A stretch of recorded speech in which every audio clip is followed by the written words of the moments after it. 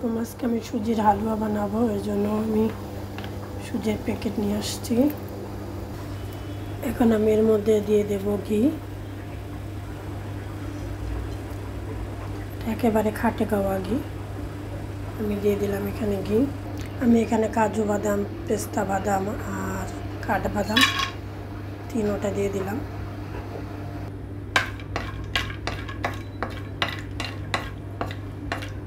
আমি বাদামগুলো ভেজে উঠিয়ে নিলাম। 1-2 মিনিটের জন্য আমি এগুলো একটু ভেজে নেব। আমি কিচমিচিগুলো ভেজে নিছি। এখন আমি 1 কাপ সুজি দিয়ে দিলাম এর মধ্যে।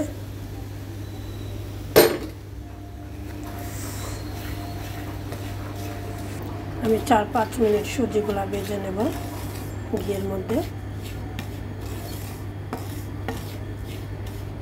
এখানে আমি দুধের মধ্যে দিয়েছি, দুধের মধ্যে আমি জাফরান দিয়ে দিছি কালার হওয়ার জন্য। দেখেন আমার সুজিটা ভাজা হয়ে গেছে।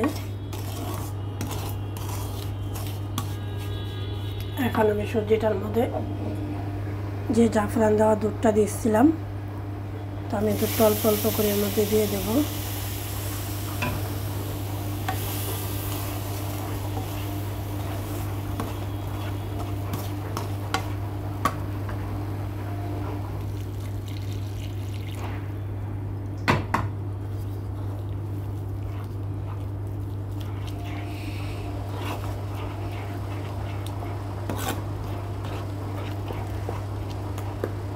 এর মধ্যে আমি চিনি ঢেলে দিলাম, 2টা এলাচি আর 1টা তেজপাতা দিয়ে দিলাম এর মধ্যে।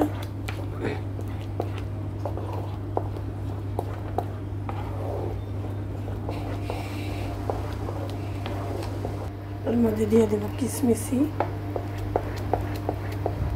এখন বাকি বাদামগুলো আমি সব দিয়ে দিলাম এর মধ্যে।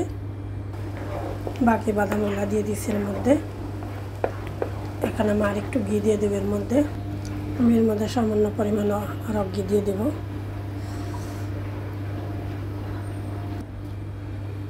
একটুখানি লবণ দিয়ে দেব।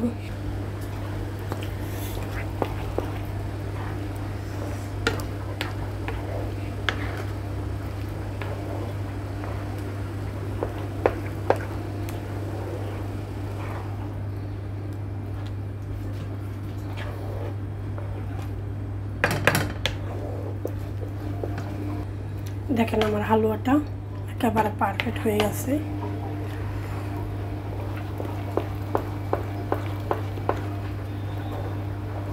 মানে এই পর্যায়ে আমি চুলাটা অফ করে দেব।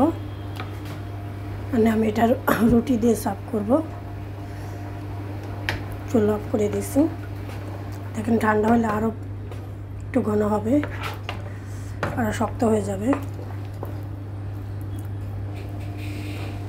দেখেন আমার সুজির হালুয়াটা একবার পারফেক্ট হয়েছে। তো সবাই ভালো থাকবেন। ওকে, আল্লাহ হাফেজ। আর ভালো লাগলে অবশ্যই লাইক, শেয়ার, কমেন্ট করবেন। আমার ইউটিউব চ্যানেলটা সাবস্ক্রাইব করবেন। ওকে, বাই বাই।